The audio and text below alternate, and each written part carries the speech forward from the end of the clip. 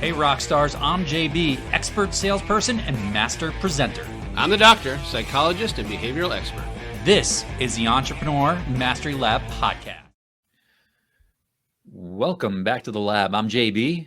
And I'm the doctor. If this is your first time joining us, thank you. We are, as you've heard, high performance coaches and consultants. We love to chat with other professionals and have real talk and real conversations. Pumped to be here again. Thanks for joining it. If you haven't, like, subscribe, follow. We're very grateful for all of our listeners who are coming back. You're the reason we keep doing this. And we want to spread the word. So get out there, like, subscribe, follow, give us some love, and give us a 5-star review. Yeah, do all those things. All of them right now, right this second. Don't delay. Right? Don't procrastinate. We talk about that, don't we, Doc? Yeah, get it done while you're thinking about it. So it is the deuce. I'm doubling down on this if you haven't caught on to all our listeners. The deuce is how we're going to represent 2022. Third week in a row. It's been the deuce. We're living in it, man. We're loving it. What I'm not loving is how crowded the gym in Orange Theory has been lately. All these people that are beginning of the year are going to become healthy all of a sudden. They're taking up my equipment. It's just very annoying. I can't wait till February when everyone falls off officially. I actually have seen, we talked about it last episode, like that 2-week mark. I have seen a little bit of fall off, so it's not as bad as it was like the first 2 weeks, which were very, very annoying. But we're getting to that point where all those people that signed up are going to be going into that standard pay and never show up kind of contract. Man, I'm telling everybody out there, y'all got to start doing what I'm doing. Just go outside, get some sandbags and some weights and work out in some grass outside. You don't have to worry about taking up space or somebody using your equipment. Just carry your sandbag with you. You're good. Be crazy. That's my message to everybody. Just be crazy, right? You don't have to deal with anybody that goes to the gyms or Orange Theory that I go to, please follow JB's advice and get the hell out of there. I've got you, Doc. I'm looking out for you, man. But who I don't want to get out of here, who actually want to come in, is our guest. So I think we're ready to introduce. What do you think, JB? Yeah, let's bring him on board. I'm pretty excited. We've got Mr. Erich Ko from hmmm Technologies. Eric, what's up, man? Thanks for joining us in the show. Thanks for having me. It's a pleasure. Man, I was saying earlier, I feel like you're a unique guest for our show. You know, we talk to a lot of individual entrepreneurs, a lot of solopreneurs, a lot of coaches and service-based professionals, and people are out there representing, as a real estate agent, as a financial planner, or as a loan officer. It's neat to have a conversation with somebody who has a very different, unique business and background that you're running there. So do us a favor, man. Let our listeners know what the heck is hmmm Technologies. Yeah, hmmm Technologies is a logistics software that we designed. We've designed it for transportation, and we have a main focus on helping people get to work, helping companies hire, helping extend transit, and just kind of improve the efficiency of everyday travel through our software and logistics. So I gotta ask, man, that's like that. It's such a foreign thing for me to think of. Like, it would never in a million years cross my mind to be like, wow, there's a huge need here, and there's a business. How did you come up with this? Honestly, so we were 24, my best friend and I, when we started this. We just hated commuting to work. I'm sure everybody has or will at some point, right? Well, hopefully not in the future with us, but we hated it. We were coming across the Toronto area. I was taking 2 buses and a train every day. Plus, I had that weird experience where I was actually walking uphill both ways to get home. To come from home and get home, it was uphill. All right, Grandpa.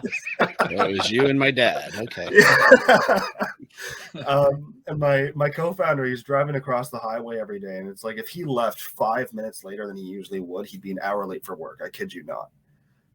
So we just wanted to solve this problem, and we've had several iterations or several failures, you could say, over the past 4 years, but we started with a hitchhiker app. It was like a virtual thumb in the air. And if someone's driving by, they see it on the app and they can stop and pick you up. And we had 0 signups, and like the most negative feedback ever. It was abysmal.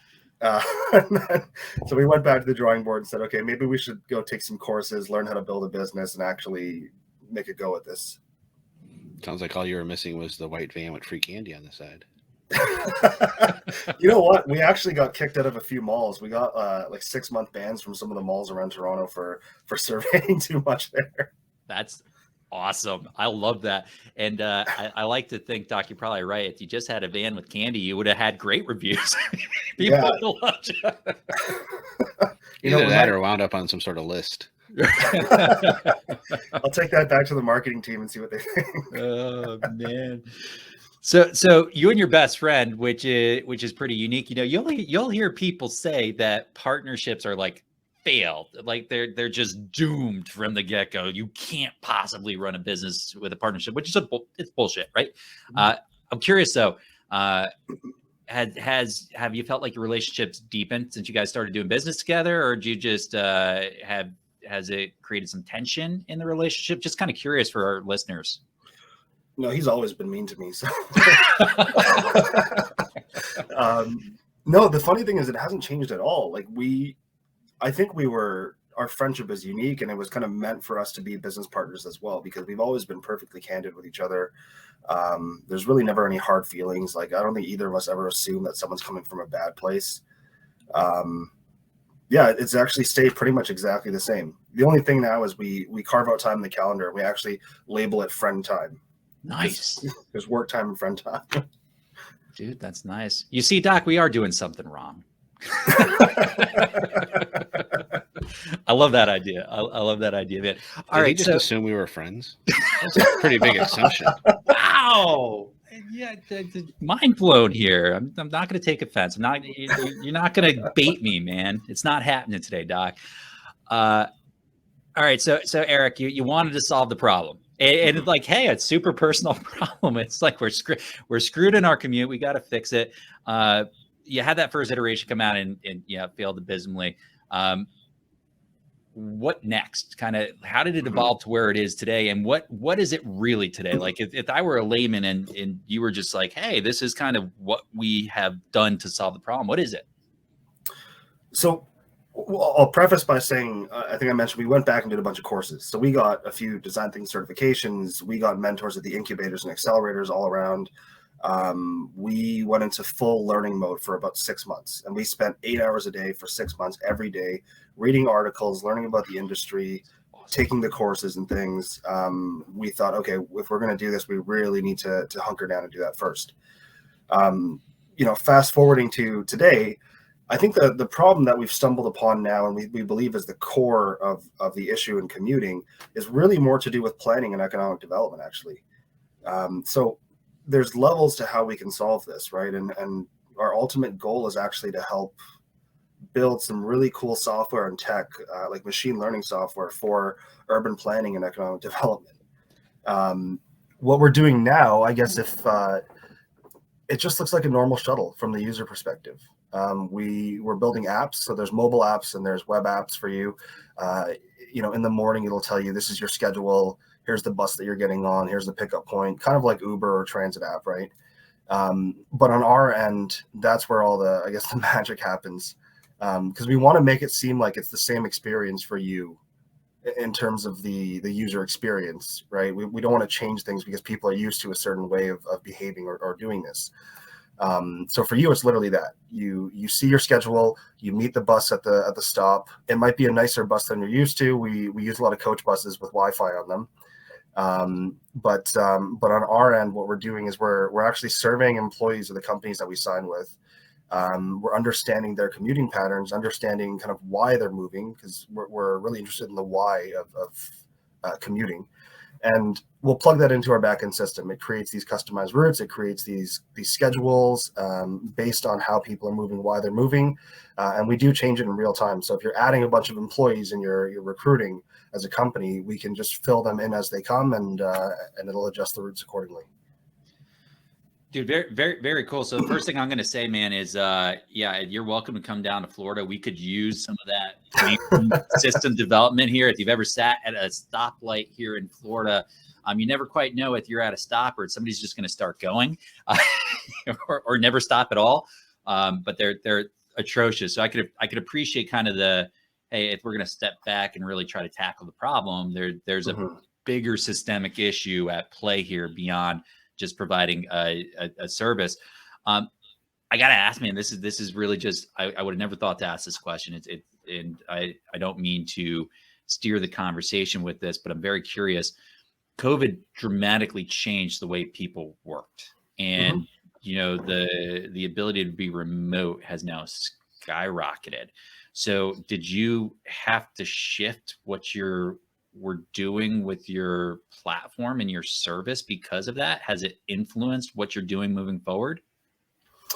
I wouldn't even say major pivots. If anything, it just helped us validate even more what we thought. Nice. So yeah, there were tech companies and banks and other companies like that were thinking about signing up with us because we do sell B2B, but our core has always been kind of manufacturing, food processing, you know, OEM or advanced manufacturing. And with COVID, you kind of double down on that because they still have to get to work. They can't work from home, right? So Gotcha. yeah, we kind of leaned into that business model a little bit more. The only pivot I'd say is we partnered up with a health tech company to offer contact tracing. You know, we couldn't carry as many people on the bus. We supply PPE to them as well. Our drivers just do a check to make sure, you know, your mask is on properly, that you are sanitizing, that you are social distancing. But those are all really minor, right? The core business model it proved to be even more useful in COVID. I imagine so, right? Because to your point, you're talking about, well, you can't do this work remote, right? You don't have the equipment or the machine. Like, this needs to be done at a processing facility or at a plant. There's a lot of businesses where you need to be there. Is the model more urban based? Is it more rural? Kind of where do you see that sweet spot? It's more rural based. We don't allude to being able to help in the major cities, right, in the cores. You know, you're not going to get a car into a metropolitan core or even a bus and tell me that it's more efficient, right? Rush hour. So we look at areas where transit is a bit less accessible, where a lot of those manufacturers are kind of locating their factories or their work sites. You'll see the clusters of industrial parks or office parks there. So I'd say like suburban to rural is kind of where we hit our stride. And again, this is kind of where it goes back to the economic development, right? Because there's a lot of decentralization of the population going on right now, right? People are not just going to the one terminal station downtown and working in that core anymore. People aren't living there anymore. But transit, you know, it's doing its best. It's publicly funded. It can't serve all the needs of all the people, all the businesses, everything. So we're just kind of here to help with that transition piece into building these new cities that are kind of outside the cores, right? With economic development, helping the businesses come up there, helping them recruit and hire, bring their employees out there. Eventually people start to move in. Eventually transit starts to implement itself a bit more. And we're in a position, because we've collected all this data as well, to kind of advise the agencies on where they should be building bus lines or trains or trams, whatever it is. And circling back a little bit, Eric, hope you don't mind. You said you spent 6 months, 8 hours a day, just learning after that first iteration. Hey, this isn't working. We've got to get this figured out. Can you just personally share a little bit about dealing with the patience factor you need to have with that? Are you normally a patient person? Is that really tough for you? I would be freaking out, man. I'd be like, oh my gosh. Yeah, I'm not a patient person. You can ask anybody in my life. But that, I think I have to attribute a lot of it to sports. And I think we talked about this a bit before, but I grew up playing a ton of sports. My co-founder actually went to James Madison in Virginia and played soccer there on a D1 scholarship. Nice. So we took that mentality and said, look, we're in training camp mode right now.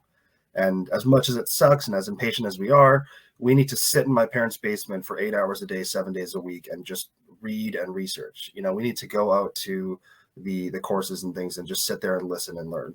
So we went into full training camp mode for about 6 months. Wow.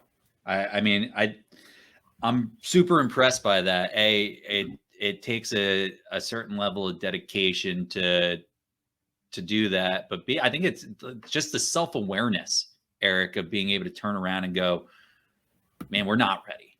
You know, as much as we're excited to do something and we see a problem and a need that should be solved, we've got some learning to do before we're going to be able to actually step in and do something here. I think a lot of people miss that in business, right? You know, it's fine to see a problem and try to solve for a problem, but are you ready to do it, right? Do you really understand what you need to do to get there? That's very interesting. Anything specific that stood out to you as, hey, this was one of the best lessons I learned during that time? Is there anything that really set itself apart? How much time do you have? There's a lot of lessons. I'd say one of the most important lessons, and this seems obvious, I think now, is just listening to your customers. Because we kept building products that were like, it was getting closer each time to what they wanted, but we kept building products that they didn't need. It was cool and it was nice to have, but you know, we weren't building a lifestyle business. We were trying to build something essential. So I think understanding kind of building something that you need as opposed to just a nice to have was the big lesson there. And then from that, you have to listen to the customer, right? When you survey people, you really have to listen to what they're saying and what they need. Listening to people, wow, I can't imagine how that would ever help. And just to be clear, I was taking notes while I was listening. I swear I wasn't distracted there. I was actually taking notes. Listen to the customer. I wrote that down right here. I swear. It always feels so stupid to say it now, but it just, you know, at the time you're looking at what you're building. You're like, this is really cool. Everyone's going to love it. And then it hits market and you're like, this was not a good idea. Proof of concept is really important. It's you know, just because we think something's great, everyone is different. So there's probably someone else out there that will think it's great too, but is it enough people that, you know, could sustain a business? And that's where that listening to the customer and getting that proof of concept is really, really important. Yeah. And it does go back to kind of, you know, it's keeping to the sports a little bit, you know, it's blocking and tackling, right? I mean, it's the basics. Yeah. You got to kind of have the basics down, and it's a super simple concept. Listen to your customer, know what they want, and bring that to market. Sometimes the simple stuff is the hardest to do. A lot of times. Yeah. Well, it's the patience too, right? Because we had to sit there and listen, sift through all the surveys and data. You know, we went back and forth for you know, over a year trying to figure out exactly what they wanted. Well, I think the doc and I can appreciate that. You know, the first year we worked together was purely determining exactly what our messaging was going to be, and our branding, and who we were going to work with and help. And, you know, it's not that the need wasn't there. We knew the need was there. You know, we had years of experience in our other businesses knowing that, but it's actually, you know, taking the time to work through that, you know, our whole first year, we didn't try to sell a thing as a business. We just try to make sure that whatever we were going to sell would get bought. It's an important thing. Well, we started and we officially incorporated in May of 2018. And I think we got our first sale in September of 2020. Wow. So we really didn't sell anything for 2 years. So that doesn't shock me, though. I mean, it really doesn't. Overnight successes just never exist. I mean, it just takes time to develop something. And if you can afford to wait and you have the patience, you're probably going to bring a much better product to market. It's pretty awesome. So tell me a little bit about kind of where you guys are today. You just recently started to expand, right? Yeah, we were actually in Barcelona back in November for the World Smart Cities Conference. We went with the Canadian delegation there. The tech that we're designing, you know, we didn't know for a few years, but it was getting into smart cities. And we discovered the whole smart city industry in the realm, and started to jump into accelerators with our own trade commissioner services from Canada. They got us into this mission. It was really cool. We discovered that Europe, I'll say Western Europe, I don't know about the rest of it yet. We will soon. But Western Europe is just so far ahead of the rest of us. They are looking at smart city technology and smart mobility technology that we're talking about still. They're implementing it. We're really trying to become active there in I'd say Southern Europe right now. But we also are expanding, of course, to the States. You're directly below us, so it makes sense to always go out there, right? And I think the U.S. generally tends to have the same problems or similar problems to Canada, right? Just maybe at bigger scale, the bigger populations. But yeah, we're kind of getting all over the place now. Europe, the U.S., we're looking at South America as well. And I think 2022, we're going to see a lot of international growth. Can you elaborate a little bit more on the smart city, I guess, industry or concept? As a layperson, I've never heard it before. I could guess at what it is, but I'd prefer to hear from you. Basically, JB is just saying he's old and doesn't understand. I am ignorant, man. I'm ignorant. I'm not. Don't call me old, dude. Oh, I'm cool. Come on, man. I mean, there might be some of our listeners that don't understand it. Is that better, JB? Thank you. That they're like me. They're curious. They're not curious, Doc. Well, the cool thing about Smart City is, like, I don't know if you heard about Google Sidewalk Labs. They're up in New York. They were in Toronto. They're just implementing like Wi-Fi across the city, right? They're looking at new innovative ways to construct buildings, using software and technology to be more inclusive towards people with disabilities, right? People from underserved populations. But then Smart City can also be something as simple as the Bluetooth in your car now. That's a smart technology, right? Google Home, Google Nest. It's all smart home and smart technology. So I think it's really just the incorporation of any degree of software into the existing infrastructure of how we live. I think that's the best way to describe it. Well, okay, and to take it a step further, then you mentioned Europe is implementing a lot of the stuff that we're only even talking about over here in the Americas. Can you give us some examples, like some real world examples that you're seeing? We're going like, wow, that needs to come. I mean, I can speak mostly to mobility because that's, of course, my space. But looking at the autonomous drone technology, autonomous vehicles, on the road, looking at clean tech as well, like hydrogen fueled buses and electric vehicles. We're meeting with a company that does hydrogen fuel right now, and they just started. It's kind of experimental. I was speaking to a lady from Latvia, and she said, yeah, we have 2 plants outside of one of the big cities, and they fuel everything, and we're ready to go anytime you want to bring buses there for that. And I was sitting there like, holy, I don't even know how to begin with that. Yeah, that's pretty wild, man. So, like the journey here, okay, let's fix a commuting problem, to now being immersed in this smart city world. Has you and your partner's vision, has it shifted broader to the greater impact? You're obviously digging into the layers behind the problem and saying, okay, hey, the problem is really a symptom of something deeper. Have you found that just your focus on something greater has expanded because of, I call it a rabbit hole you've started to go down? I mean, it's really interesting. I think separate the mission and the methodology, I guess. The methodology, yeah, it's definitely changed, right? We're learning something every day about it, but the mission is the same as it always was. We want to help people commute. We want to help cities expand. We have a focus on environmental impacts, so reducing carbon emissions and getting people to stop driving on their own.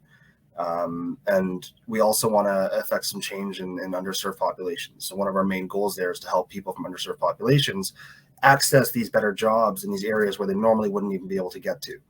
Like, transportation is a human problem, right? It's not a tech problem. We can use cool tech to solve it now because we have it, but it's just a human problem. It's one of the biggest issues or barriers to people getting jobs right now. It's cool, man. The whole thing's freaking awesome. I mean, seriously, I'm completely on board with what you guys are doing. I guess in regards to scale, right? That's something that you're currently doing and you're expanding. You excited about it? You scared about it? You know, it's new, right? It's a new part of the business for you. So what's the feeling around that? Well, didn't they say something like physiologically or the biochemical reaction of fear is the same as excitement? Something like that. So I guess both. I don't know. You're the doctor.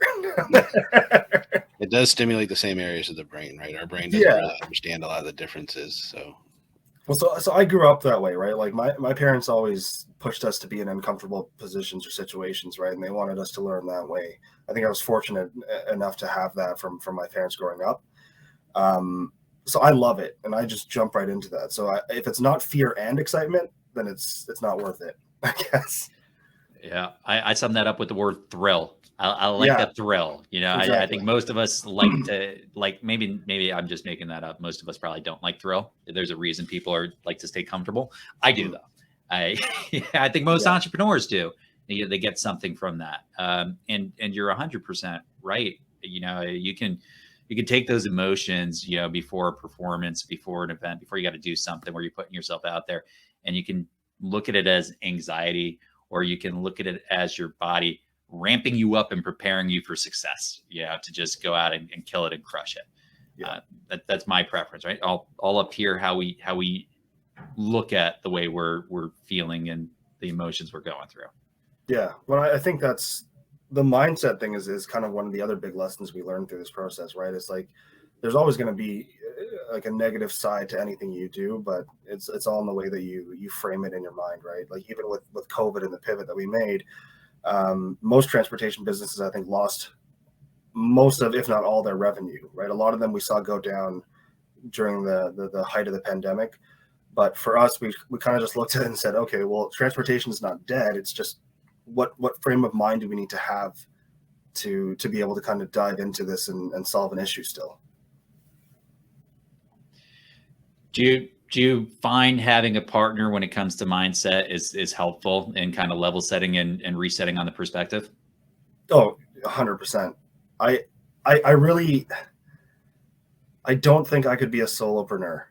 And I don't know how people do it, because I worked for one as well previously, another startup before this. But first of all, it's lonely, right? I think we just don't like to be lonely or be alone. It's cool to have somebody there with you. Like when I'm having a bad day, I can just call them and say, look, I'm at wit's end here with everything. But yeah, we're very opposite people as well. Like I'm really extroverted. I have a lot of energy. I'm a little bit crazier, and I have all these crazy ideas that I bring to the table. And then he sits there and says, okay, well, here's what we can actually do. Here's how I'm going to put it together. And he kind of levels me off that way. But, you know, if I don't pull him forward and he doesn't kind of pull me back a bit, I think we wouldn't be able to work properly, and this company wouldn't work properly. So you're saying that the balance between you two is important, right? You know, the difference in personality and the difference to the way you guys are is kind of an important it's an important part of the relationship. The relationship might not work without that.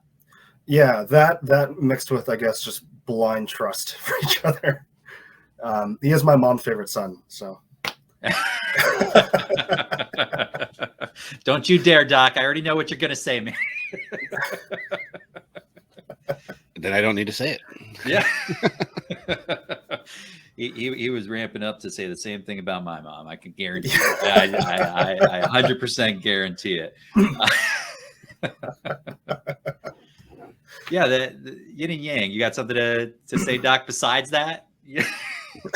I was just going to shout out, hi, Mrs. Blum. Oh, come on.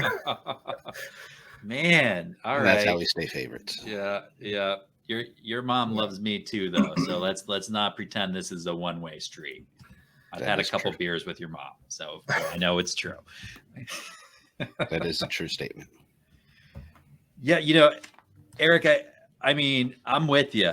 I run a business where I'm pretty much on my own, and that's hard. I mean, if you don't have a partner or a team you're involved, you kind of have to create one in a way, you know, and whether that's through employees or mentors or whatever it happens to be, I think it's very easy to get lonely, and there's times we need to get kind of kicked, and there's times we need to get hugged, and that they're both okay, but you can't can't like kick yourself really. You can't really hug yourself, at least not without looking real awkward on the bus. So, at the Our Solopreneur, really important to build a team and a community around you. And we just talked about that in our last podcast a little bit. I know that I much prefer running this business, JB and the Doctor. I much prefer running it with a partner. First of all, it sounds better in the name, but second of all, it's nice to have somebody who's a very good balance. And if all of our listeners can't tell, we are like polar opposites in so many ways. So many ways. Those would be the last 3 words he speaks on this podcast, probably. All right. So what to you has been the most exciting thing about the business to date? I mean, what's really been just like, wow, this is the best? And was it expected or unexpected? I'm going to get really cheesy here, I think. Right but on. it's true though. Like, so we started the business to help people, right? Like otherwise we would have stayed in our streams and kind of moved up in our jobs, right? Or gone to do something else, lived a comfortable life. But we really wanted to help people. So I was picking up a check from a client. I was at the factory getting the check. Somebody's out there on break outside, and I said, "Oh, I'm picking up for Hopin Technologies." And he walks over. He says, "Did you say Hopin Technology?" I said, "Yeah." And he comes over and shakes my hand, and he said, "I ride your bus every day. I've been riding it for the past 6 months, Nice. and it's amazing." That's all he said. He said, "You're doing good work," and that's it. But that was so cool. Like, Man, love yeah. it. Absolutely love it.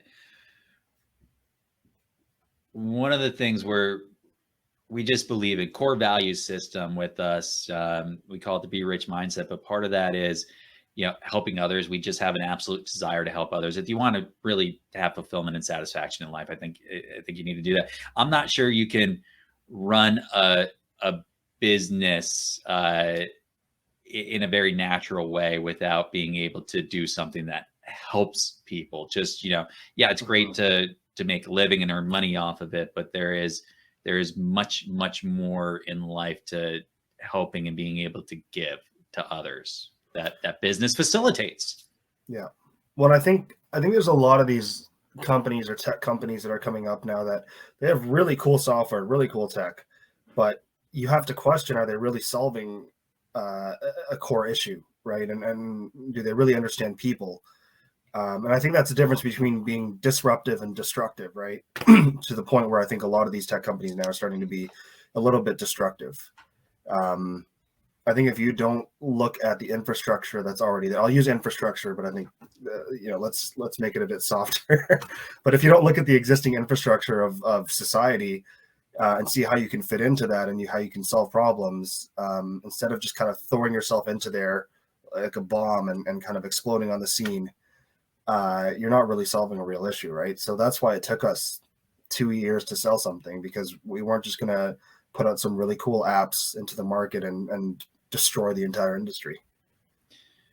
It sounds like that's really important to you. Oh yeah. I mean, I was, again, coming back from my parents, I was fortunate enough to watch them build a consulting business as well on the side growing up. My dad's done a few really cool things in entrepreneurship too. But the core there was always, are you doing something good? Like, are you actually doing something to help people? Is this a need for them? So raised on those values, I think it never left. And Boyd, my co-founder, he's the exact same way as me. And I think the whole team is that way too, to be honest. Like, they were all, well, for the most part, in really comfortable jobs, doing pretty well for themselves, but they decided to come and join us to do this because I truly believe that the whole team believes in the mission, and it's something that they want to accomplish as well. That's when great things can get done right there. Oh, I mean, yeah. I truly, when you get a lot of people rowing the boat in the same direction and everybody's on the same page and looking to align to the same values and impact, powerful thing. I have no doubt you're going to have some great things happening, Eric, and it's going to be really, really cool to watch and see. And I'm not going going to tell you where you should be going and spending your time, but I sure as hell hope I see you down here in Fort Lauderdale, Florida at some point in time. I want to see a hopping bus out here, man. Well, maybe not Fort Lauderdale because we're pretty urban, but yeah, outside of Fort Lauderdale. I just think it's super cool. We'll get you a JB and the Doctor branded bus. Hey, you'll see one driving by one day. You guys heard it here first. It's happening. You might enjoy the weather more, so that's if nothing else, you can come down for that break. You know what? I love the cold weather. When it's minus 20 out here today, Celsius, and I love that. Say what? It's minus 20 Celsius with a wind chill, and I love this weather. I was going to say I love cold weather too. It was 65 degrees this morning. It's my favorite time of year in Florida, but negative 20. Which is a little frigid for us. If you're just listening to us on the podcast, you're not watching this on YouTube. You should just seen our faces. I don't own a jacket, so I don't know how I would fare there. So, this is the perfect weather to go out on the pond and play some hockey. I know it sounds super Canadian, but that's it does. So although hockey's pretty popular down here. So I'm going to also see. We haven't given enough love, so maybe we should. Boyd, your business partner, is the sane one of the two of you. I appreciate that as the sane one of us. So I'll have to meet Boyd and have a conversation with him one day, just so that we can have that synergy. Yeah, our JB, our help group for the abused friend meets every Monday if you want to join. Yeah, you know what? I'll bring some beer. I'll say this kind of as a wrap up. I got a son. He's about 7-8 years old. And I keep trying to get him into hockey, but maybe not for the same reason a Canadian might try to get into hockey. For me, in Florida, you know, he plays soccer. It is hot as hell, man, to sit on a soccer field all day. You know what an ice rink has? Air conditioning. You know what an ice rink has? A bar. I'm like, man, you're playing the wrong sport, kid. Let's try this one again. He's like, Dad, I don't really like it. I'm like, try it again. Just one more try. You gotta get seasons tickets to the Panthers or the Lightning. Take them over there. Yeah, that's kind of the Doc's thing. He loves to go to the games. He knows like half the people at the stadium. It's pretty wild. Oh yeah.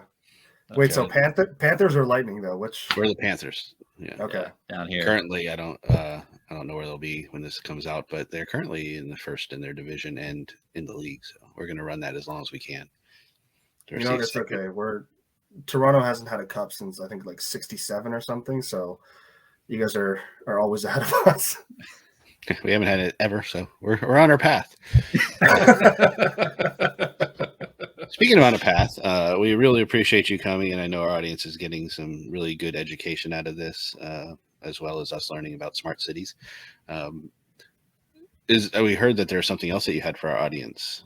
Would you like to tell them about that? Yeah, we have a promo going on for any businesses that are looking for help with recruiting or retention that are kind of outside the core areas. Until February 4th, if you sign up for at least 6 months, you'll get 10% off of 2 months. Nice. So February 4th, and you can reach us at hopintech.com. There's a form you can fill out as well to contact us, and I will most likely be the one answering you. So. I just want to let our audience know how nice Eric is. That deal ended 2 weeks ago, so he's extending it just for you guys. So really take advantage of it if you can, because that's super nice of him just for you. We're rebranding it to JB and the Doctor promo. Just a nice logo there with the promo on it. It's gonna look good on the side it's of one our step bus. Closer to the bus, right? Yeah, it's baby steps, right? You got to learn. We'll take it. Well, Eric, absolutely loved having you on the show, man, and in the lab. Great conversation. Super excited to see where 2022 takes you. Thanks for joining us, dude. Seriously. Thanks for having me. This was a lot of fun. Definitely great meeting you. Yeah. You know, Doc, that was not the normal entrepreneur we have on our show, but I think I enjoyed the conversation as much or more than a lot of them that we have. Eric is just doing some really cool stuff out there. I like the innovation. It's to take the risk to try something that hasn't been done is always very intriguing to me. the mindset that has to go behind it, and how much planning, and as we heard Eric saying, putting those couple of years of research in to get that proof of concept is it takes a lot of patience, and it takes a lot of energy to do that. Something else, right? They launch, they fail, and for a lot of people, a failure like that could be it. You know, we're done. We made the effort, and what did they do? They don't double down; they triple down. 6 months, 8 hours a day, just educating themselves and getting themselves prepared for the next iteration. That type of, I don't want to call it like fanaticism, but that type of determination, big indicator of success in my mind. Well, and I'm sure you've heard me say a bunch of times, and I'm sure our listeners have heard it once or twice, I don't think that things are failures. I think everything's an experiment, right? So those iterations are running experiments and seeing which ones work and which ones work better, and then making the adjustments and moving forward. So it's always just gaining knowledge. Yeah. And probably the words I would use is failure is not a bad thing. You know, and to your point, an experiment is an experiment, but we've got to get over this whole failure thing. Failure just means that you got different results than you expected. That's it. And that's okay. It's probably even good. And using the word failure is not necessarily a bad thing either. It's kind of just how we've created it, right? Like the idea of failure doesn't make you a failure. It makes that iteration of that experiment a failure, which is fine, because you need to know which ones don't work so you know which ones do work. Big difference right there, right? As opposed to internalizing it, just kind of keeping that perspective and kind of separating itself from your identity. Big difference right there. Great way to keep yourself sane during the process if you're starting out, or man, even if you're in the thick of it, you know, as you're ongoing. Well, anyways, if you're in the lab with us, if you're a member of the community, you can connect with Erich directly. All his information's in the show notes. If you're listening to this over the air, if you're watching it on YouTube, you saw the links to his website below already. But you know, if you're not in the EML, get your butts in there so you can connect with guys like Erich, because obviously some great opportunities and some great stuff going on that you might have a real interest in. And Doc, it goes without saying that, you know, the community is there to help you learn and gain access to fantastic resources like Hop in Tech. So really just cool stuff. Absolutely. And of course, you can always find us on all our social media at JB and the Doctor, or on our website at jbandthedoctor.com. Yep. Like, subscribe, follow, give us a 5-star review. We are here for you. Real conversations with real professionals every single week. I'm JB and I'm out. I'm the Doctor. Peace out, yo.